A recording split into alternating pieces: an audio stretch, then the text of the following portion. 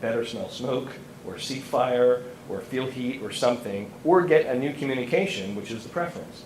Someone on the PA system, or someone's coming over the radio to say, this is real, there is a fire now, there's no imminent danger, or no, stay locked down. So that's why the communication piece and the alert piece is really the most important piece of ALICE. And any system that's adopted, armed intruder preparation, is going to be the communication piece that's the most critical. And I also wanted to clear one more thing up, and then we'll get back to a couple questions. When we talked about the SRO and the security officers, what we were looking at a scenario where the SRO, the school resource officer, would be armed, but if we added additional security at the high school, they would not be armed. So our current security officers would not be armed, but if we added an actual police officer, then that would be the only person that would be carrying a weapon in that situation. We have another question. At your recent conference, did they discuss fire extinguishers in classrooms? That's been online a lot, that they could be, you can put one in every classroom, and you can use that as a defense. I mean, you obviously would run out to an intruder, but if someone were about to come in, they've got a gun, you've got a fire extinguisher. Yeah, it was not, no, to answer. Them, you can, you know what I mean? Mm-hmm. To answer your question, it wasn't discussed at the conference, but we did receive a couple of comments through our online questions and comments about fire extinguishers. The reality is there's so many things out there that people are recommending to put in the classrooms. It's certainly an option. There's one school district we read about that's... There's no downside to me. Like, I know children can't get hurt, nobody... Well, although fire extinguishers do have to be maintained, so there would be that piece of it. But we've heard school districts that have buckets of rocks and all sorts of things. When we trained, we threw tennis balls at the armed, there was, just to get into the habit of having something around students, then they can throw books, they can throw a cell phone, whatever it is. In that situation, you're going to throw something. Like, this seems more effective, like almost like a countermeasure versus a tennis ball. You could actually blind them. That's just for the training. We wouldn't use that in a real situation. No, I'm just curious. I mean, I know it would be a big expense. I know it would be a lot of work, but if we're protecting our kids as a community, sure if it was effective, like, I don't know. Do police have any feeling on it? Like, I don't think anyone would dispute if you had access to a fire extinguisher that it would do some damage. It could damage. Absolutely. Anybody else? Yes. I have a couple of questions. First of all, I think the most important thing is to keep the intruder out. Second of all is to keep the weapon out. Third of all would be to take care of the children if that situation arises. And third of all, I have a question for law enforcement. First of all, when I've gone to a building as a guest, usually I am on a guest list, and they are expecting me, and they know what time I'm supposed to arrive.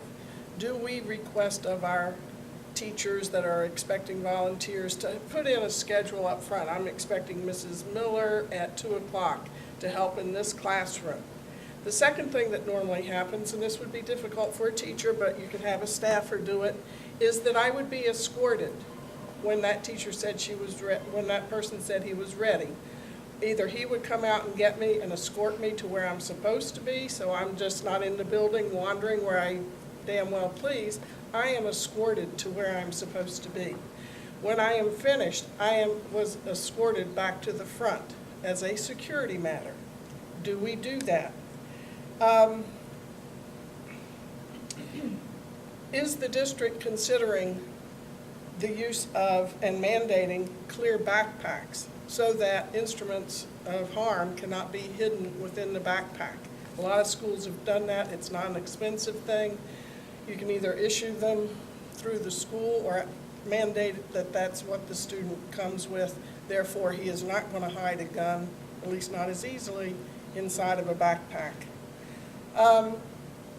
You were talking about barricading the door. Per fire department regulations, it is against the law in a school building to make it so that you cannot exit the door with anything, chair, table, device, whatever you want. My opinion is there might be a situation where all of a sudden it's reversed and those students need to evacuate that classroom. Maybe something comes through the window and it's on fire. They need to get out.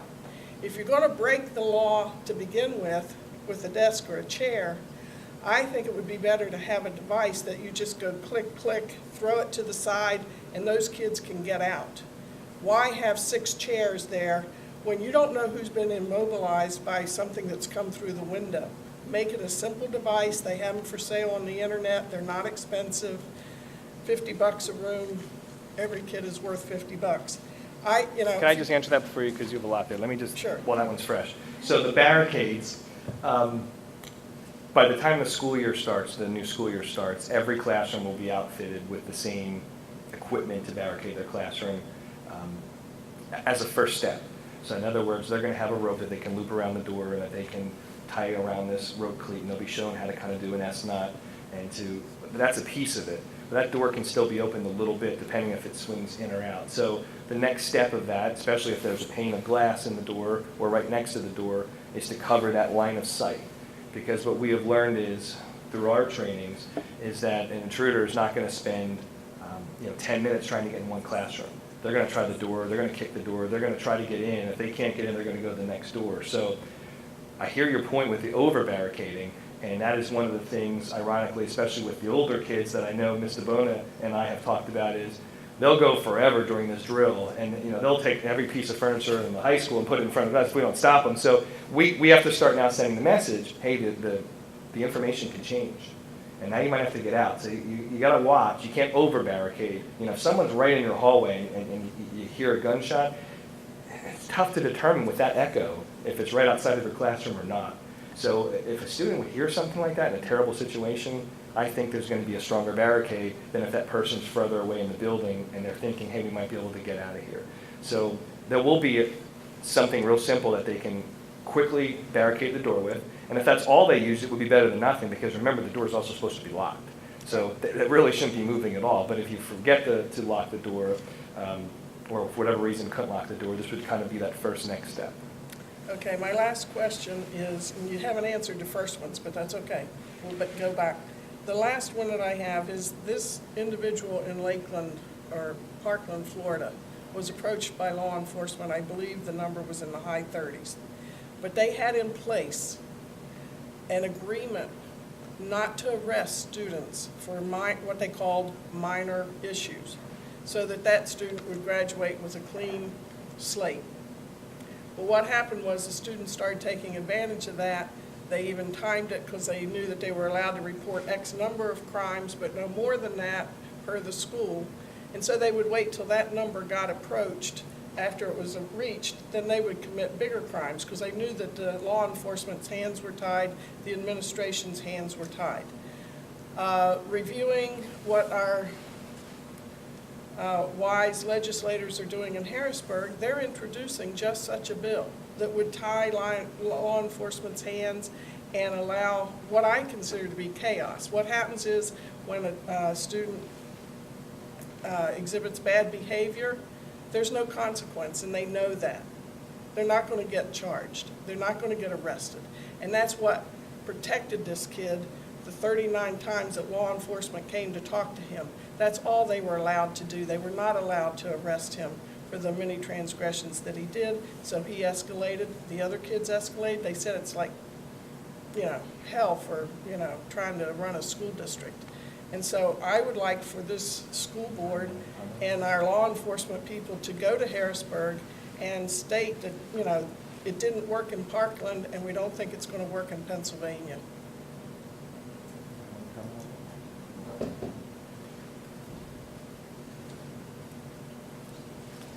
Thank you. I can't comment specifically on that because I don't know exactly what the rules were down there. I do know the rules here. We do not have those issues. Now, granted, if there's new legislation, we'll have to research that and find out if that's the case. But currently, we do not have that problem. We get calls all the time from the schools. We discuss what the plan is, the best plan of action, whether the school's going to handle it internally or whether we're going to do it or both. And we do not have that issue right now. Right, and I don't want it to be taken away. I think, But that's something we'll have to research and make sure that we... I'll forward the information to you. Okay. It was from the Education Committee. All right, thank you.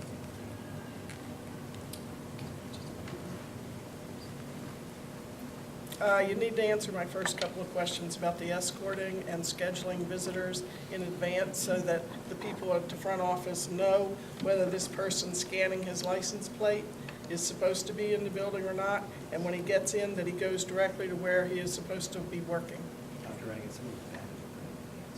Right, some of the badges are printed in advance, but we'll have to get back to you on that one.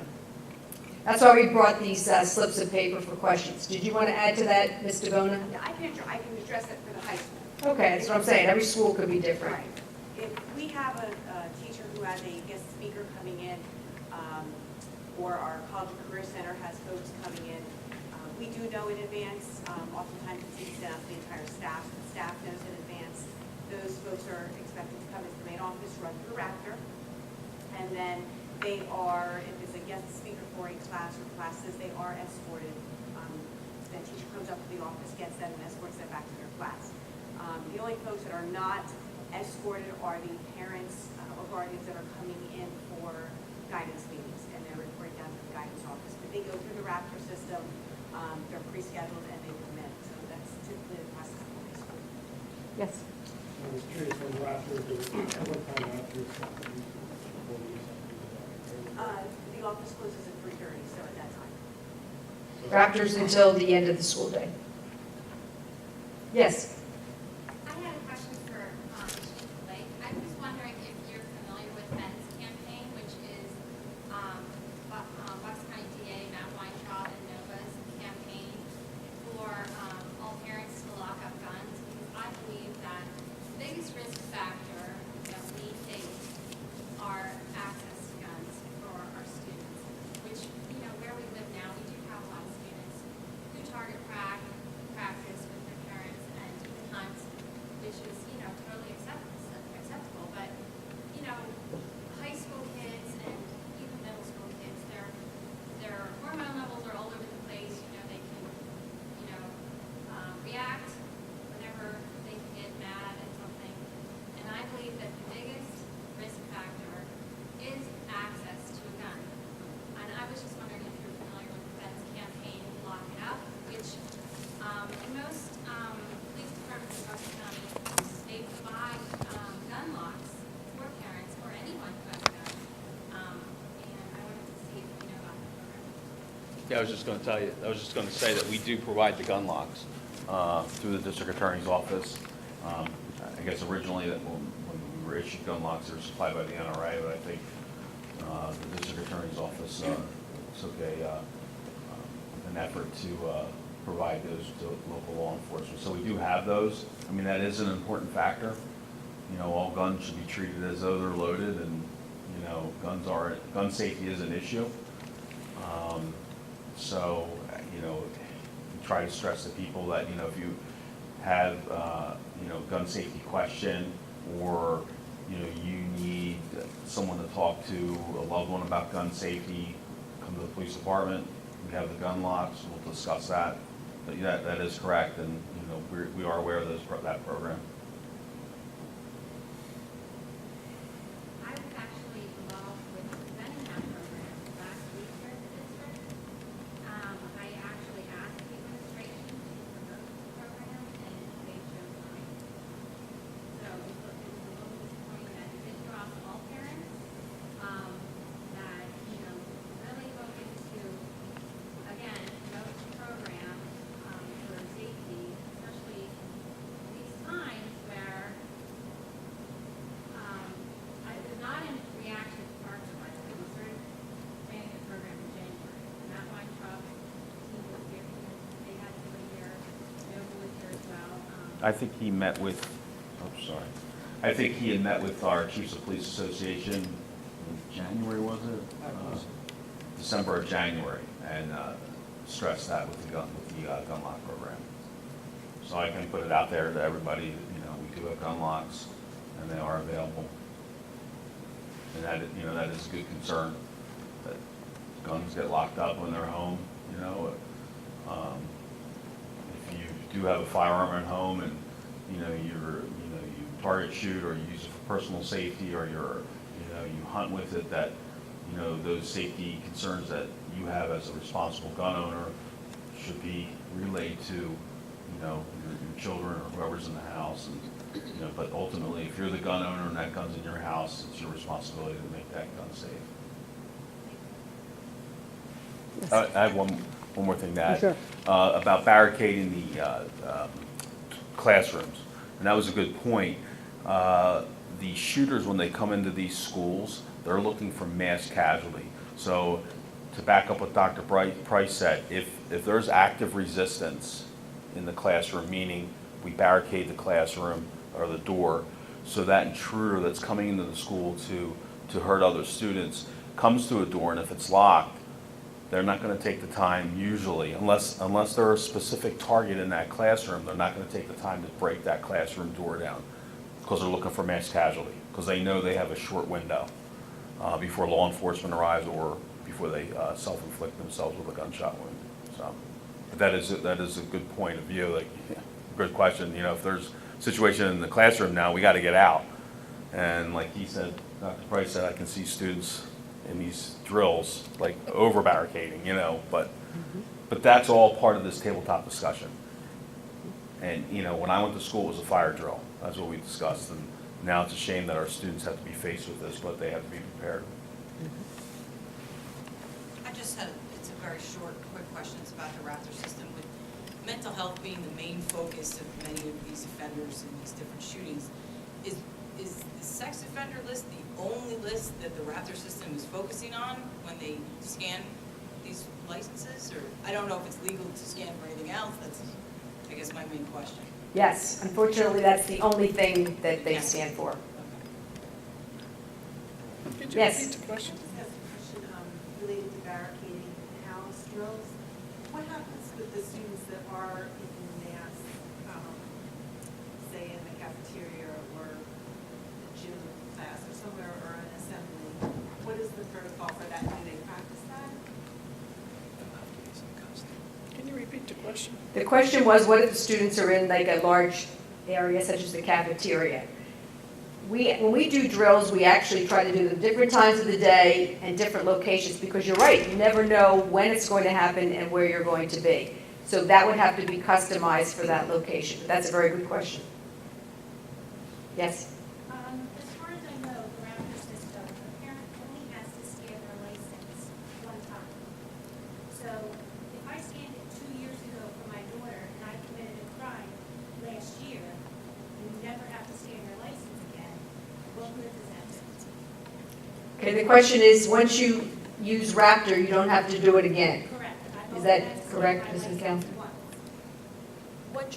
Once you're in the system, once you swipe your license, you don't have to, but it's my understanding that most of the staff at the building levels are scanning the license anyway, but you remain in the system, so they can just put your name and your date of birth in, and it will show you whether or not you're, Yeah, it still runs. yeah, it still runs a check, but you don't actually have to physically run the license again. So if something happened in that 2-year window, it would show up, Ms. McHale? Yes, yes. Okay, so it would show up, It's a live database. live database. So if someone were to get arrested from a police station, it would flag. Correct. That's what, yes. Yes. With the system in the restaurant, what's to stop an intruder from walking into the students when they're arriving on the bus? That's a good point. The question was, what's to stop an intruder from coming in when the students are coming in the morning? That is why at the high school, we have, for example, people at each of the entrances where they can come in. I know in our elementary schools, we have staff on duty. Many times the principals are out there. So that is a time of vulnerability for sure. I can say that I personally walked in and no one stopped me at all 3 levels. Well, that's why we're tightening up that procedure. You're right. Yes? Yeah, along those same lines, major events like the musical, the parent-teacher conferences, both parent-teacher conferences have had full reign of the school. They brought camp contraband in, left weapons, been able to walk all over the school. I noticed it was completely different tonight. Now, was that for show, or was that new procedure? This gentleman asked, he said he's come for conferences and things of that sort, and he's had free reign of the building. Yes, that's true, because we want to be an open campus and welcoming and all that, but what we have done, Mr. Loeffler's office, we're looking at now gates. We have some gates, for example, here in the high school. So you may have found if you come for an activity here, all of a sudden you see this gate, you can't just get around the whole campus. So we're trying to curtail people to certain areas. On a night like an open house or back to school night, we have a lot of staff here, so it's a different story, more flexible, that you can walk around.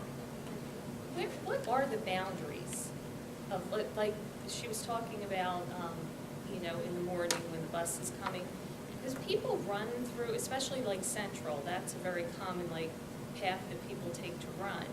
And last week, there was an incident, I don't know if you heard about this, where the guy peed outside the cafeteria. And I'm only, we laughed. My son came home and said there was a guy right outside the cafeteria, and I laughed. But then a mom brought up, well, why was he allowed to be that close? And I was talking to my husband, and he said, well, it might just be the physical building. Like, how far are you allowed to come to a building? Someone's asking how far are you allowed to come to a building? We do have signs on our school campuses that say you're not supposed to be on this facility. You're trespassing if it's during the school Anywhere, dates. like anywhere. So That's right. They shouldn't be. Down by that pink house or. Right. Okay. Which That's brings up good. a point. We need people to, we can't see everything. So if you see something that looks not right, you have to report that to us. This is what we meant when we started. This really takes all of us working together. I can think of an example of, a student saved another student's life because on Snapchat, they saw that a student was making a threat to themselves, and they immediately reported it to an administrator. I mean, not only we talk about being upstanders when it comes to bullying, but it can be any kind of a mental health issue, anything you suspect, anything you see that looks odd. Chief Blake and the other chiefs have always told us, don't hesitate to call us. We'd rather find out that there was nothing than later to find out that it was something. So that would be the main message I could say to everyone. You see how we're trying to look at it from all different angles, but if you have suggestions, we are certainly willing to take them and listen to them and consider them. Yes? Could you talk briefly about outdoor security, like football games and other outside field events and things like that? Yes, and for example, at our football games, we were looking at those protocols as well. We, next year, we're looking at possibly having different entrances for students and adults, and also making sure people don't bring in backpacks and things of that sort, adding extra security people. We did that last year, and that is definitely on our radar, adding extra security at events. Yes? In the morning at each school, how many police officers, maybe know the answer, how many patrol cars are on duty at the core hours of entry and dismissal for our schools? Could there be a little bit more of a presence during those core hours, if you will, of maybe just being in the lot for an hour in the morning and an hour in the afternoon during the dismissal and so forth? Question is, do we have officers that are patrolling our campuses? We have 11 schools. We work with 4 different police departments, and I know they're really good about doing that when they can, and it's more on a random basis, which I actually think is probably good because then people don't know when to expect it. But I can tell you, if we have anything that we're concerned about and we say to them, would you be willing to be here at dismissal today for A, B, or C reason, they are terrific, and they are on that. They will do that for us. All right, we do have a list up here of pieces of paper that if anybody has questions that you'd like us to get back to you on, we would be more than happy to do that. I certainly thank you for being here tonight, for your care, concern, and interest in the safety of all of our students and staff, and for all of our visitors. Greatly appreciate it. Thank you so much.